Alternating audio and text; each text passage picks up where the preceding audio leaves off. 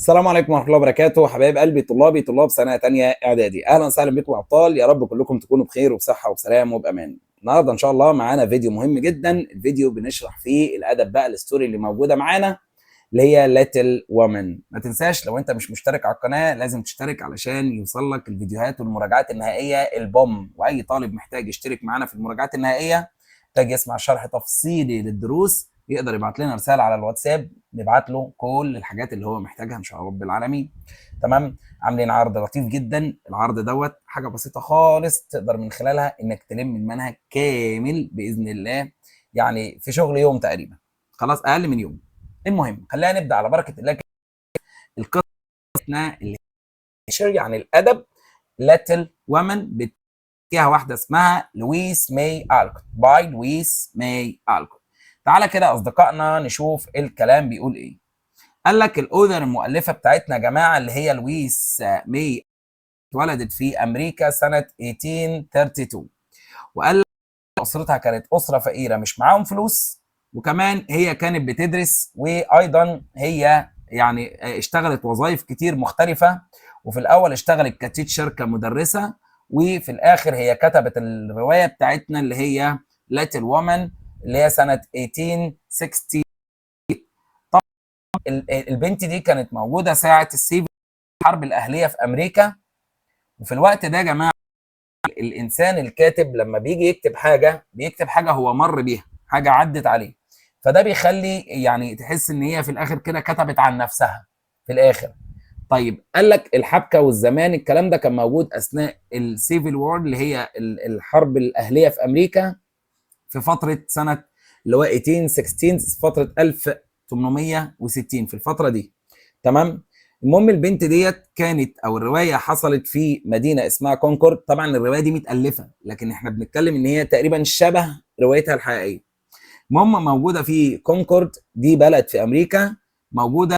هي كان اسمها ايه؟ اسمها اسم عجيب كده حتى هنا مع اهو، اسمه ماساتشوستس. ماساتشوستس خلاص.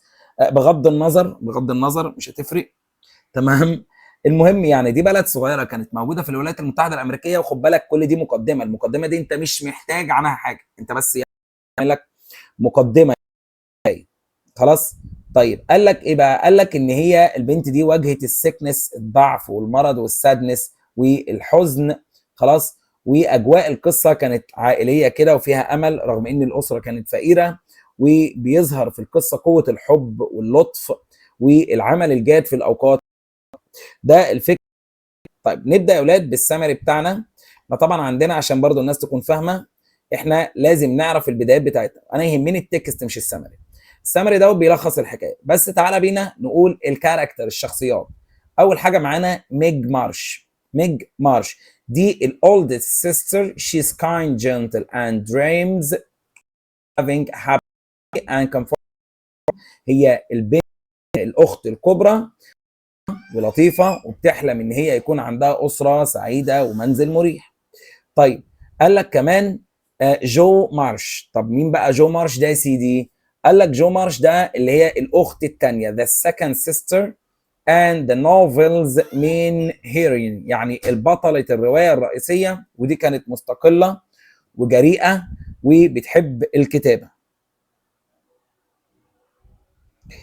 قال لك بعد كده يا اصدقائي عندنا بيث مارش. بيث مارش الاخت اللي هي third sister، ثالث اخت، شاي سويت كده، وللاسف كانت سيلفلس يعني كانت بتنكرها. نكران ذاتها يعني ايه؟ تيجي تعمل حاجه وتقول لا ده حد تاني اللي عملها، يعني بتنكر الذات بتاعك. هي كانت بتحب الميوزك وبتساعد everyone وبتساعد الناس كلها. بعد امي مارش. امي مارش ديت youngest sister، اصغر اخت، ودي كانت ارتستيك فنانه ودايما فخوره ونفسها تبقى فيمس ايه؟ فيمس سينجر، يعني نفسها تبقى غنيه، اسف، ومشهوره، مش سينجر، مش مغنيه. طيب قال لك بقى يا سيدي عندنا بعد كده مارمي. مين مارمي دي بقى؟ اللي هي مارش. اللي هي مارمي امهم بقى. loving mother who teaches her daughters moral values. حلو. قال لك بتعلم ولادها قيم اخلاقيه جميله. بعد كده عندنا لوري. مين لوري ده بقى يا ولاد؟ قال لك اللي هو ثيودر لورانس، ده جارهم بقى، ده الكايند فان نيبور، ده الراجل جار الفتيات وراجل مسلي، وهيصبح صديق مقرب. كلمه كلوز هنا يا ولاد بمعنى مقرب، صديق مقرب للايه؟ العائله. المقدمه ما دخلناش في ازاي قصه. حبايب قلبي صلى على الحبيب. عشان تذاكر قصه صح لازم تكون فاهم 100% انك لازم تحفظ الكلمات كل فصل. ليه يا مستر؟ عشان انا هعرف الاحداث وعايز اهبد الاجابه بقى. اما تيجي تهبد الاجابه تهبدها علم، يعني تهبدها من خلال حاجات انت الكلمات ديت هتجمع منها جمل، انت بس هتقرا معايا التكست ولو مره واحده، ده هيساعدك انك تفهم الحكايه، وايضا السين وجيم في الاخر. يلا ننتقل الى شابتر 1 ونشوف الكلام بيقول ايه. نبدا كده يا رجاله في شابتر 1. بص حبايب قلبي، شابتر 1 احنا بنتكلم عن ايه النهارده؟ بنتكلم عن الفور مارش، الاربع بنات بقى sisters sat in the living room looking sadly at each other. كلهم قاعدين يبصوا لبعض. ابوهم بقى يعني في الحرب، فكانت في ليالي ديسمبر وكان almost time for holiday، وكان قرب الوقت على الاجازه، ولكن ما كانش فيه اي presents for the girls، ما كانش فيه اي هدايا للبنات خالص. وطبعا احنا عارفين ان ده فتره بقى اللي هو الكريسماس عندهم، فالمفترض يكون فيه هدايا والكلام ده معايا. المهم الام قررت ان الاولاد البنات مش هيصرفوا اي ماني من معاهم on themselves على نفسهم while their father was away at war، لحد ما ابوهم يرجع من الايه؟ من الحرب. بعد كده حبايبنا اشتغلنا في الفقره اللي بعدها. قال لك what a sad holiday with no present. say جو. جو عيد حزين. it's our poor، دي حاجه يعني وحشه جدا ان احنا نبقى فقراء كده. و said Meg looking down at her old dress، وقعدت تبص على الفساتين بتاعتها القديمه تقول دي حاجه وحشه كده ان احنا ما معناش فلوس ومش عارفين نعمل اي حاجه. وايمي بقى قالت it's not fair، ده مش من العدل. some people have lots of party thing and other have nothing. بعض الناس عندهم pretties يعني اشياء جميله، pretty مش بارتي، دي pretty يعني اشياء جميله، وناس تانية ما عندهاش اي حاجه. لكن بيث قالت لهم ايه بقى؟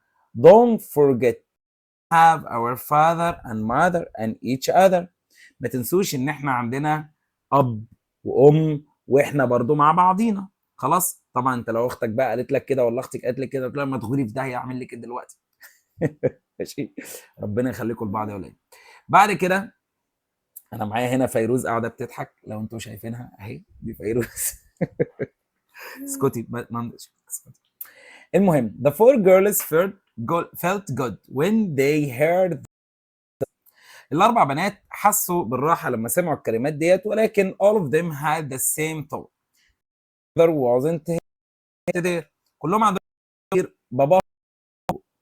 he could be away in Washington، هو بعيد في واشنطن، وده بسبب الحرب. It was mother's idea not to have presents when other people are having difficult time. قال لك ايه بقى؟ ميج فكره ان احنا ما نحصلش على هدايا بينما الاخرون يعني بوقت صعب، لذلك لازم نكون ان احنا so we need to happy with what we have. لذلك لازم نكون راضيين وقانعين باللي في ايدينا ده، مش لازم نشتري هدايا. 6 o'clock الساعه كانت and their mother اللي هي ميسيس مارش was coming home soon، جت البيت. بيث نظفت الفاير بليس اللي هي اللي هو المكان بتاع الدفايه يعني. put her mother's shoes، حطت الحذاء بتاع مامتها كده عشان warm فيهم.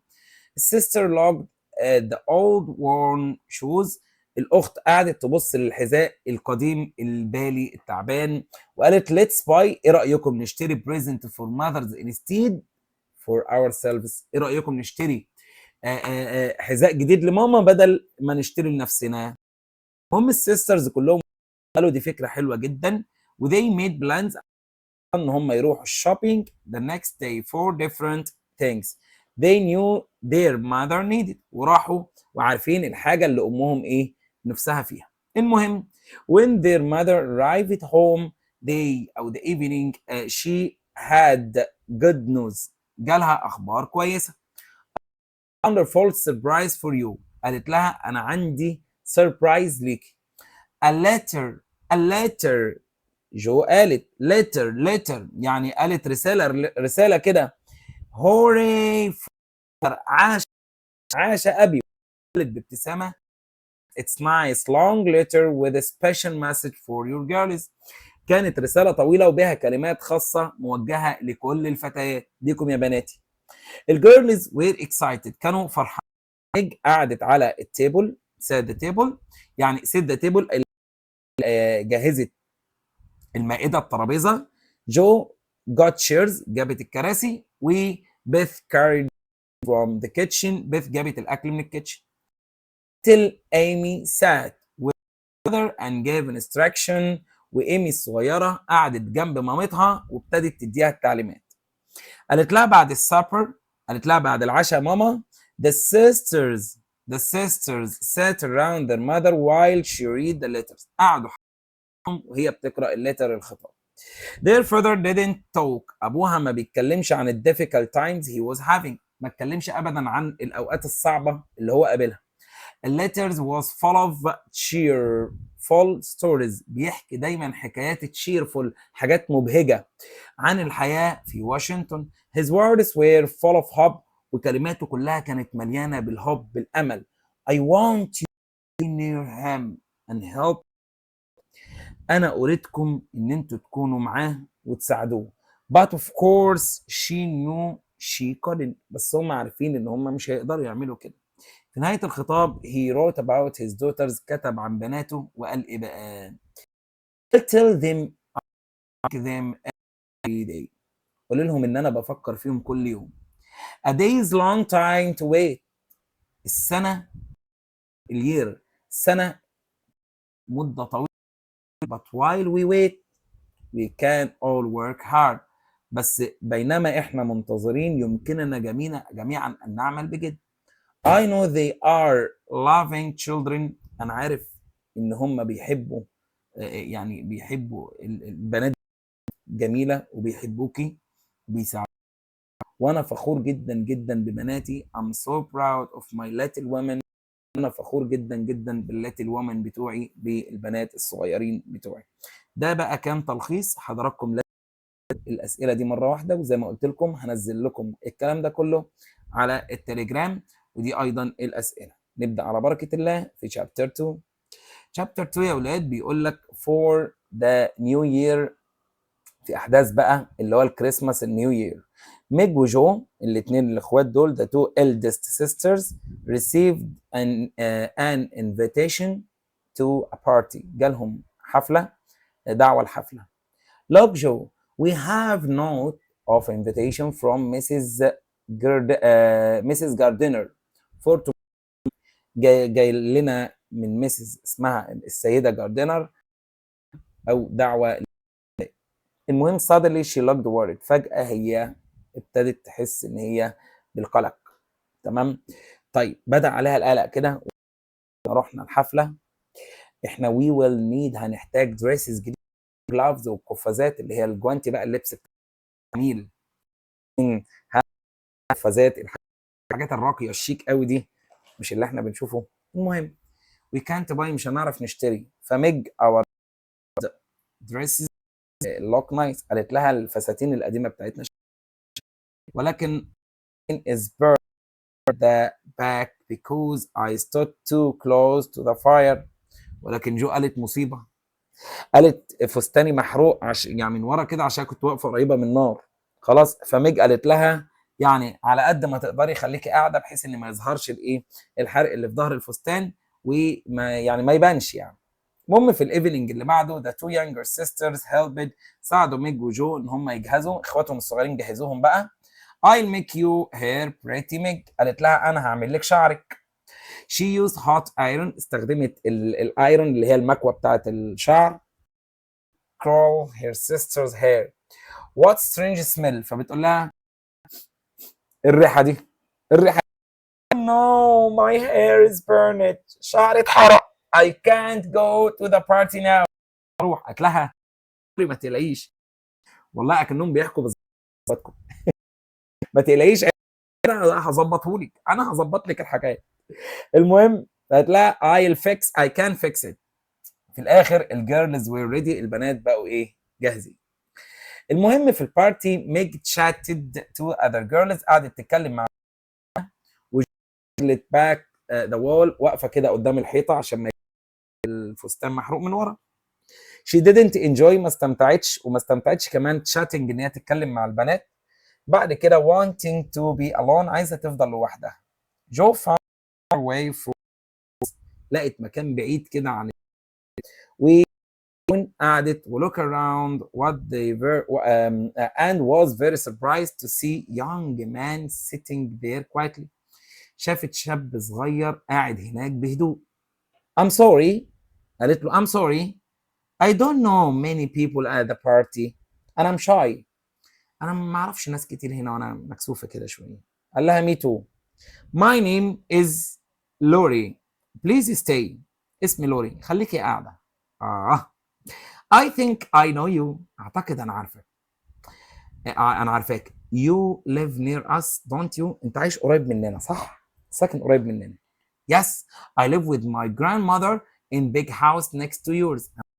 كبير جنبكم. My grandfather and your grandfather were good friends. جدي وجدي اصدقاء حلوين. Nice to meet you Laurie. I'm Joe. قالت له سعيدة اني قابلتك، انا جو. المهم قعدوا يتكلموا مع بعض. soon they felt like good friends، حسوا ان هم بقوا اصدقاء. لوري قال لها about his time، عن حياته في المدرسه في يوروب، وجو listened with interest، وهي سمعته اهتمام. بعد كده يا اولاد في الايفنينج ميج found her sister with لوري. ميج لقت اختها بتتكلم مع لوري.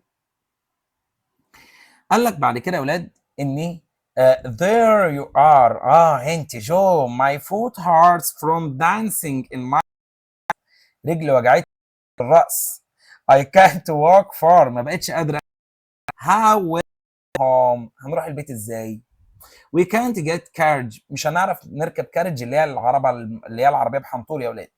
They are too expensive، دي غالية جدا. المهم can I help you؟ فريندلي فويس كده لوري بقى جه قال لهم اقدر اساعدكم بحاجة. تمام، شفتوا انتوا الدخلة دي؟ المهم قال لك هذا cup of ice makes food، يعني كاب اوف ايس، تلج كده عشان رجل ايه؟ ميج ورمت بقى من كتر الرقص. I will drive you at home in my grandfather carriage، انا هاخدكم في عربية جدي. It's here now offered Lori. I always go home early from parties. قال لهم انا بروح دايما بدري من البارتيز. المهم ميج يا اولاد حست، ميج وجو حسوا سبيشال ترافلينج ان ذا كارج، سافروا كده يعني كانت رحله جميله في العربيه. لوري كان قاعد في الطب ليد ذا سيسترز توك توجذر، وخلى البنتين يتكلموا مع بعض، سابهم يعني كان محترم. وين ميج وجو arrived home، لما وصلوا it wasn't late، ما كانش الوقت متاخر. ايمي وبيث were awake، كانوا صاحيين واكسايتد. they wanted to hear all their older sister adventure. عايزين بصوا بقى احكوا لي كل اللي حصل عشان احنا هننفخكم. احكوا لي كل يا باشا كانت عملتوا ايه وفين وازاي وليه، احكوا لنا كل حاجه. تمام، ده كان نهايه شابتر ايه؟ شابتر 2. بعد كده بدا في شابتر 3. التكست بيقول لنا ايه؟ قال لك بعد النيو يير اللي هو ايه بارتي، اللي هو حفل بقى راس السنه يا جماعه، المارش سيسترز كانوا هم ومامتهم were often invited to the large beautiful home of Lori. اوبا، لوري بقى دعاهم الى البيت بتاعهم خلاص. وهناك بقى يعني السيد اللي هو الراجل الكبير بقى اللي كان اسمه ايه؟ كان اسمه لورانس جراند فاذر، لوريس جراند فاذر اللي كان اسمه مستر ايه؟ لورانس. المهم ميسيس مارش حبت ان هي تتكلم مع مستر لورانس او هيز فريندشيب، صداقته with her بابوها. بيث loved Mr. Lawrence piano. بيث حبت البيانو بتاع مستر لورانس. وfilled the house with music، وقعدت طبعا بيت احنا عارفين ان هي بتحب الموسيقى، ملت البيت بقى بالموسيقى. وايمي looked at the fine paintings، ايمي بتحب الرسم فقعدت تبص على البينتينجز الرسومات اللي كانت على الحيطه والستيتشز التماثيل. وميج كان بيحب walk in the garden، يمشي في الجاردن. وجو ولوري استمتعوا ان هم يقراوا كتب مع بعضيهم في اللايبراري في المكتبه. المهم جو ابتدت ان هي write books and plays، تكتب كتب ومسرحيات. she wanted to become a famous author، كان نفسها تبقى مؤلفه كبيره. في يوم من الايام لوري invited ميج and جو to the theater to see play، وداهم حزمهم على مسرح عشان يشوفوا مسرحيه. where are you going؟ asked Amy. can I come؟ ينفع اجي معاكم؟ don't ask question، جو قالت ما تساليش اسئله. we are going to the theater، رايحين المسرح. I'm sorry Amy but you aren't invited، بس للاسف انت يعني مش مدعوه. لما رجعوا البيت Amy was reading، كانت بتقرا. she didn't look at her sister، ما بصتش لاختها. جو عرفت ان في حاجه something wrong. في النكست داي جو couldn't find the book she was writing، ما لقيتش الكتاب اللي هي كانت بتكتبه. Does anyone know where is my books؟ حد عارف فين كتبي؟ ايمي فيس went red، وش ايمي كده احمر. قالت لها I'm very sorry I burned it. قالت لها انا مش عارف اقول لك ايه، انا ولعت في الكتاب او يعني اتحرق مني غصب عني، فاهمه؟ فطبعا يعني ايه مش عايز اقول لكم بقى. I was furious because انا كنت غضبانه جدا لان didn't let me go to the theater، لان انت ما خدتنيش معاك الثياتر. جو couldn't speak، فضلت واقفه، البت اتشلت بقى. her sister for many days، ما كلمتهاش لمده كام يوم. but it didn't stop her from writing more stories، ولكن ده ما وقفهاش ان هي تكتب قصص اكتر. في اكتوبر الطقس كان cold برد. جو قضت more and more time in the old sofa، قعدت على الكنبه القديمه بقى وقت كتير جدا. there my stories are finished I have done my best، كل قصصي كده انتهت، انا فعلت ما بوسعي. المهم جو decided to talk to of her best stories to newspaper، قررت ان هي تدي قصتين من احلى القصص بتاعها الى الجريده. she went in secret، راحت في السر كده، ولكن as she was coming out the news office she met Lori، راحت قابلت في الاستقبال. know what she's doing، هو يعني هو عايز يعرف هي بتعمل ايه، هي جايه تعمل ايه. I have never told anyone about this، قالت له انا رايحه في السر وما قلتش لحد ابدا عن ده.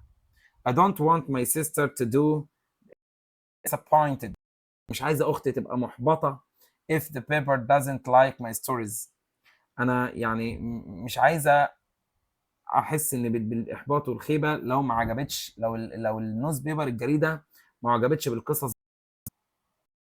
Sorry she's going to be ordered.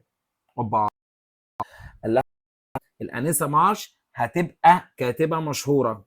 فجو you are the best writer I have ever met، فقال لها انت افضل كاتبه عرفتها في حياتي، فهي حست بالايه، بالفخر كده والفرحه. المهم يا اولاد، قال لك بعد كده حبايبي ان 2 weeks later، بعد اسبوعين، هي سمعت ميل مان جو ran to the door. قال لك بعد اسبوعين سمعت الميل مان اللي هو رجل البريد، جريت خدت الجريده بسرعه، فتحت she as on the sofa، وهي قاعده على الترابيزه. what are you reading؟ بتسالها انت بتعملي ايه، بتقري؟ she started to read a story loud، قعدت تقرا قصتها بصوت عالي. sister listened with great interest، اخواتها كلهم باهتمام. القصه كانت جميله. who wrote it؟ مين اللي كتبها؟ was it you؟ انت؟ ميج، ارمي، وبيث كانوا وبيصير their same فرحان اسم اختهم من النار. والله ده انا فرحت. مس مارش printed the newspaper. I'm so happy، انا فرحانه جدا جدا جدا جدا. وده كان نهايه الشابتر ايه يا اولاد؟ شابتر 3، حب الخير لغيرك. تعال نكمل الكلام بتاعنا. شابتر 4 بيقول ايه؟ المهم في نوفمبر بقى يا اولاد الويذر turned even colder، الطقس بقى ابرد وجراي، الجو كده. في يوم من الايام Mrs. March received a letter، جالها خطاب as soon as she saw it her face turned white. اول لما شافته وشها كده ابتدى شاحب. she sat down، قعدت على الكرسي بتاعها. البنات جريوا عليها. جو read the letter loud and said، قرأت بصوت عالي وقالت voice cable service Mrs. your husband is very sick come at once، تعبان جدا لازم تيجي تشوفيه. بلانك هوسبيتال واشنطن. all of them Mrs. March had to go وتساعد take care their sick father، لازم Mrs. March تروح وتساعد أبوهم المريض. The worried girls started to make plans، أعملوا خطة to prepare for their to go by early، تروح فطار بسرعة في النكست morning. لوري والgrandfather brought many provision for Mrs. March food. لوري والجد جابوا يعني مستلزمات كتير كده للسيد مارش، يروحوا له اكل بقى وبلانكيات وهدوم. ولورنس to take care of the girls، هياخد باله من البنات، مامتهم بعيده. المهم مسز مارش سابت. اليوم اللي بعده ميج وجو وبيث وايمي كلهم واتشت سادلي بيبصوا على الكارية اللي هم للستيشن للمحطه. They immediately returned to their daily work، رجعت كل واحدة بقى لشغلانتها اللي بتشتغلها كل يوم والروتين بتاعهم. worked extra hard to be good and help their parents، وبيعملوا بجد بقى عشان يساعدوا البيرنتس بتوعهم. Mrs. March and the girls sent men between them over the month، ده في الشهر اللي هي مشيت فيه أو الشهور اللي مشيت فيها بقت تبعت رسائل للبنات واللي تقول about their activities and sent a message of love to their father. بنات بقى يبعتوا لها خطابات عن حبهم لبابتهم لابوهم والاكتيفيتي اللي بيعملوها. اثناء الوقت ده اولاد بيث went every day to help poor family، بيث كانت بتروح كل يوم تساعد اسره فقيره في المدينه. في يوم من الايام رجعت ضاع كده وهاي temperature عاليه. children are very sick، الاطفال كانوا تعبانين and I'm not feeling well، وانا مش حاسه ان انا كويسه. الدكتور said I should some and get fresh، ارتاح واخد medicine الدواء. الدكتور was called Beth was very sick، الدكتور خلاص كان بيقول لبث ان هي يعني كانت مريضه جدا. they didn't want to worry، يعني هم ما كانوش عايزين يقلقوا. their mother so they didn't، ولا مامتهم، لذلك هم ما قالوش اي حاجه في الليترز في الخطاب. السيستر also decided to send Amy away to stay with an old to keep. البنات قرروا ان هم يعني يرسلوا ايمي عشان تقيم مع عمه كبيره كده عشان يحافظوا على سلامتها. المهم جو spent most of the time looking after Beth، قعدت طول الوقت بتعتني ببيث وللاسف هي ما اتحملتش. ارسل لوري رساله الى السيده مارش بيطلب فيها ان هي تعود من واشنطن وتكون مع بنتها المريضه. to take money for the family، جو continued عشان يعني يكسبوا فلوس كده للعيله. جو continued to write stories، فضلت تكتب قصص for every story in the newspaper، في كل قصيده في الجريده هي كانت بتاخد دولار واحد بس. ده طبعا خلاها saved carefully، بتحوش كمان. her stories were becoming popular، والقصص بتاعتها بقت مشهورة. one day she decided to enter writing competition، في يوم من الأيام قررت تخش مسابقة كتابة. she told no one، ما قالتش لحد عن خطتها. when she finished her story، لما خلصت القصة she sent it away secretly، هي يعني سرا. 6 weeks passed، بعد 6 أسابيع she wondered if she would ever see her book again، هي كانت بتسأل يعني إن كانت هتشوف الكتب بتاعتها دي مرة تانية. بعد كده الليتر وصل، الخطاب وصل. when she opened it she was surprised to find $100 in the envelope، لقت $100 في الإيه؟ في الظرف. I want to send Beth and mother to beach. أنا عايز أبعت بيث والأم وماما للبيت. It will help them both get well. أنا عايز أبعتهم إلى الشاطئ وده هيساعدهم للتعافي. وده كان نهاية شابتر إيه يا حبايبي؟ شابتر 4. نتمنى الطلبة تكون مركزة معانا. الدنيا بسيطة جدا يا جماعة وقصة جميلة جدا على فكرة. تعال نشوف شابتر 5. قال لك in the year of the following the war ended. قال لك في السنة اللي بعدها الحرب خلاص خلصت ومستر مارش خلاص رجع البيت. many other changes. حصل بعض التغيرات في مارش فاميلي في عيلة مارش. ايه هي؟ ان بيث كان better. بيث كانت اتحسنت ولكن she stayed at home to help her mother and father. قعدت عشان تساعد بابا. ميج met كايما who was Laura's teacher. قابلت راجل اللي هو كان المدرس بتاع لوريس. they got married. اتجوزت. had two twins. وجابوا twins جابوا توأم. boy and girl. Meg was happy being mother and wife. هي سعيدة إن هي زوجة وأم. They didn't have a lot of money but she learned how to take good care of her family and home. عرفت إزاي تعتني بأسرتها. ما هو البيت علمها إزاي تعتني بالأسرة. Amy met new rich friend. قابلت إيمي بقى صديق جدا. دعاها للونج سايت سينج تريب تو يوروب. لرحله طويله كده معالم سياحيه في اوروبا وهي استمتعت هناك. حست ان هي في مجتمع رقي كده وقعدت تكتب رسائل كتير ليترز كتير تو هير ماذر والسيسترز عن الحاجات اللي شافتها. هي راجعه جابت لهم سيفونيرز هدايا تذكاريه اللي هي لقيتها. المهم نيويورك. راحت نيويورك عشان تشتغل مع اسره وتيتش اند توك كير فور ذير تشيلدرن وتعلم الاطفال وتعتني بيهم. بعتت لهم رسائل كتير جدا من نيويورك وقالت لهم ان المذر والسيستر about her life there. حكت لهم عن حياتها. كمان يا اولاد لوري لوري بقى راح الكليه وفنشد لما خلص الكورس بتاعه دراسته. his grandfather مستر وميسيس مارش ميج جو and Beth went to graduation ceremony. راحوا حفل التخرج. they were all very proud of him. كانوا كلهم فخورين بيه جدا. المهم لما جو came from home لما رجعت she was surprised to see Beth. كانت متفاجئة لما شافت بيث.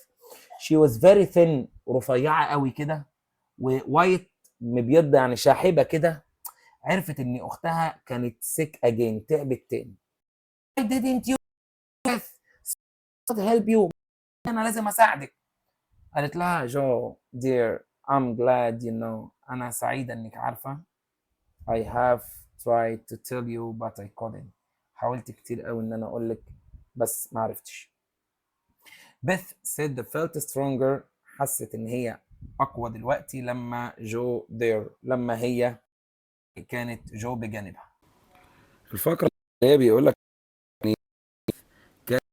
ان هي حست باختها جو موجودة. جو كمان سليبت على السوفا على الكنبة في غرفة باث وشي put wood on the fire. حطت الحطب يعني على النار و took her food وأحضرت بقى ليها الأكل والشرب وكانت فخورة. she was proud to be Beth nurse. كانت هي فخورة إن هي المنصب مين ببيث. بعد كده حبايبي بيقول لنا يقول لك في الفقرة الجاية في يوم من الأيام while جو بينما كان جو was sleeping. جو كانت نايمة. Beth found piece of paper. لقت ورقة with Joe handwriting. كان بجوز بخط ايد ايه؟ beautiful. كانت قصيدة جميلة جدا اسمها My Path. اوبا دي بتكتب قصيدة لأختها. The poem was about Joe's love for her sister. بتتكلم عن حبها لأختها and how she wanted to be more like her. نفسها قد ايه تبقى شبهها. a good and kind person. شخصية طيبة ومحبة. لما صحيت بقى جو when Joe woke up again saw Beth with the paper in her friend. I found this poem and I read it. أنا لقيت القصيدة ديت وقريتها. Now I know how much you love me. أنا دلوقتي بقيت عارفة قد إيه أنت more than anyone in the world. أكتر من أي حد في الدنيا. I'll take care of our parents, don't worry. أنا هاخد بالي من البيرنتس، ما تقلقيش. Beth did من المرض، ماتت في أمان سلام in the summer في الصيف. All her family around her، كل أسرتها كانت حواليها. The whole family was very sad، كل الأسرة كانت sad. But they know that Beth was saved at last، ولكن هم عرفوا إن بيث أصبحت في أمان أخيرا. Each of the sisters continue to work hard، كل الأخوات ظلوا and grateful، مهمة يا ولاد عايزكم تعرفوها، بمعنى ممتنين، يشكروا for the wonderful life they shared، لحياتهم الجميلة اللي هم مشتركين فيها. ده سمري الستوري. طبعا بنركز على ودي كلها أسئلة موجودة في الكتاب بتاعنا اللي هو كتاب إيه؟ كتاب إكسلنس. ولو معاك الكتاب المعاصر أيضا تقدر تكون مظبط الكلام فيه. أشوفكم بخير إن شاء الله في فيديو. انتظروا أقوى صف الثاني. سبحانك الله وبحمدك، أشهد أن لا إله إلا أنت، أستغفرك وأتوب إليك. السلام عليكم ورحمة الله.